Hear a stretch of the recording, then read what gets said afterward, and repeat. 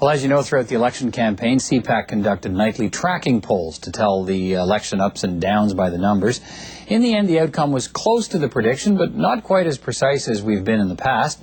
Some of you wanted to know why, so I spoke with Nanos, the president of Nanos Research and CPAC's campaign pollster, to review the final weekend of the campaign and explain how the vote shifted and why.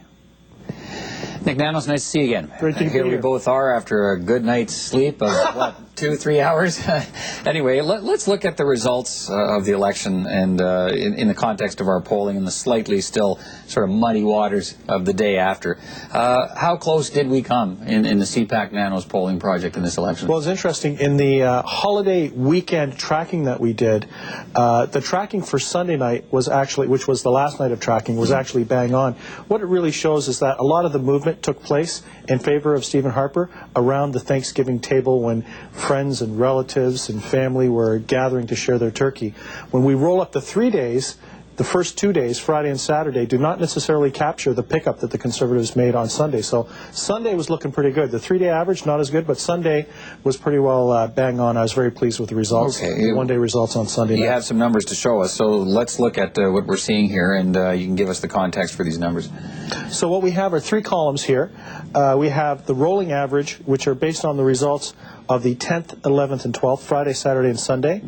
The middle column is Sunday. So you can see, so that's Thanksgiving Sunday, October the 12th. That's 1 day's worth of stats. Right. You can see how closely they mirror the results of the actual election. We had the Conservatives on Sunday at 37.1%. They came in at 37.6%. The Liberals at 26.7%. And on Sunday, and then on the election day, 26.2%, 20.3% for the NDP versus 18.2%.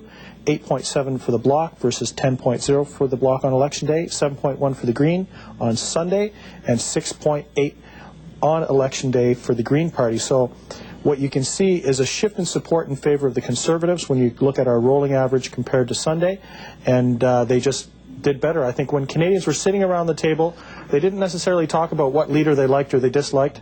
They basically talked about the economy, and at the end of the meal basically decided Stephen Harper is the best choice in order to guide the country and the economy through these potentially turbulent times. Now, when you look at the polling you did, was there one particular part of the country where this seemed to happen, or was it Canadians across the country thinking, let's stay with what we know at this point? Yeah, a disproportionate amount of the movement took place in the province of Ontario. The tracking had shown that, the die was basically cast in Quebec in the west. And if you remember, in the last federal election, the Conservatives won the election but lost the popular vote by 5%. In this election, the Conservatives actually won the popular vote in Ontario by 5%. A lot of that movement in the last weekend. We knew that Ontarians were very concerned about the economy. We also know from the tracking, if you remember the leadership index, that the Prime Minister trended very well on Friday, Saturday, and Sunday, kind of dramatically increasing his individual performance. So what we saw was a continuation of that trend and what I'll say a better margin for the Prime Minister on Tuesday. And in fact, our research in the past, your research in the past for us has shown that when that personal measurement, when those numbers start to move, then the party numbers and the voter choices seem to fall. Is that right? Absolutely. The moral to the story is if you're a pollster, you want to poll until the very end. We decided to take a break on Monday. If we had polled on Monday, our numbers would have even been better, but I'm still pretty satisfied with how we made out on Sunday and kind of our description of the journey, so to speak, for this election. And so what are your impressions of the kind of campaign we saw by the numbers from beginning to end? I mean, how would you sum it up? How would you characterize it? Well, I think the first part of the campaign was like a Seinfeld episode. It was about nothing. Very tactical, focused on little mistakes that the different parties or leaders would make. And I think the campaign really started in earnest with the debates in French and English, and also what I'll say, the meltdown in the economy, or at least the financial credit crisis that we saw come out of New York. And once that happened, I think voters became a lot more serious. The campaigns became much more focused, and what I'll say, the ballot question actually formed. At the beginning of the campaign, the ballot question was about leadership. That's what Stephen Harper wanted to fight on. But by the second half of the campaign, it was pretty clear that the ballot question was about the economy and who Canadians trusted the most or felt the most comfortable with in regards to guiding the economy in the future. Let's look at some of the individual measurements here. We have Stéphane Dion polling, the Liberal Party polling in this election, a historic low.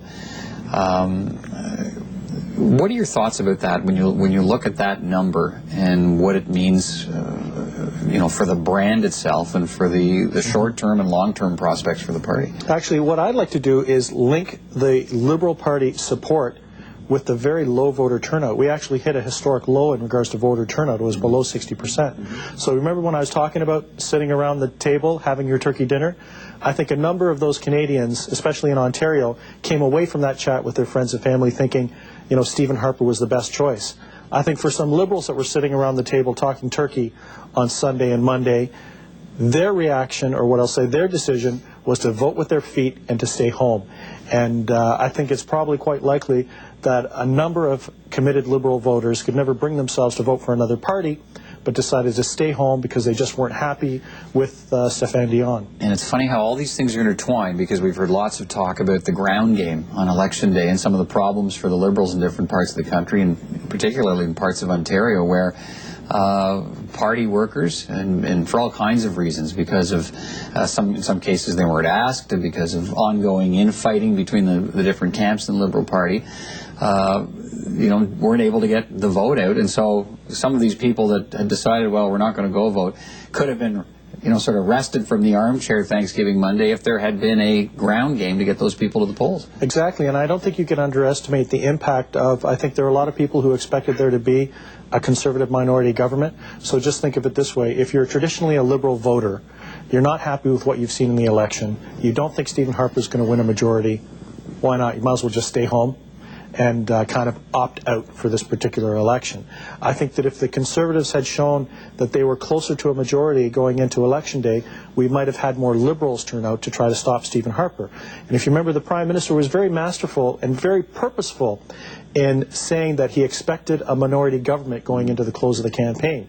Strategically, that was an excellent move for the Prime Minister, because what it did was it managed expectations, kind of diffused strategic voting, and it allowed the Prime Minister to give a good performance in the close and ramp up his margin. Well, we know lots of questions are being asked about Stéphane Dion's leadership, and in some quarters, Conservatives are asking about Stephen Harper's leadership too, and asking about, on the basis that he could not get a majority government under these conditions, with a hobbled Liberal Party and a weak leader and a plan that he was having trouble selling to Canadians.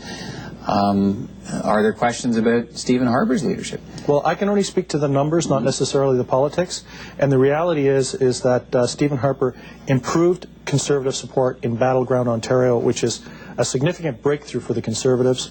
He picked up more seats. He's closer to a majority government. He didn't lose support in Quebec. He managed to hold on to what he had in regards to the popular support and do well in regards to the seat count. So I think it would be hard to frame this as a loss for the Prime Minister or even question his leadership, because he did win. He did better than last time. He picked up more seats.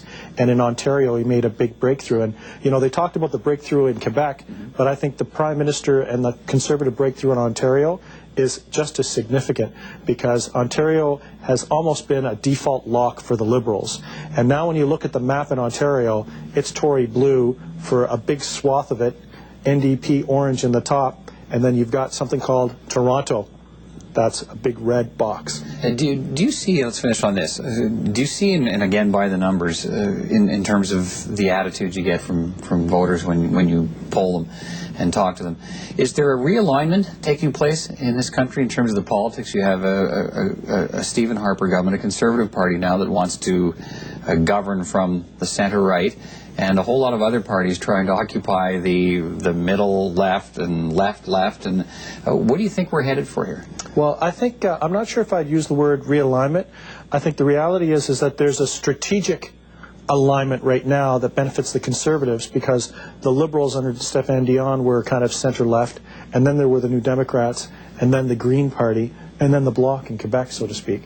So what we see is kind of the center and left very crowded. So strategically, there's an alignment that benefits the Conservatives. But I'm not sure if there's an ideological alignment, or what I'll say, mind or political alignment taking place writ large, because I think this election was about the economy.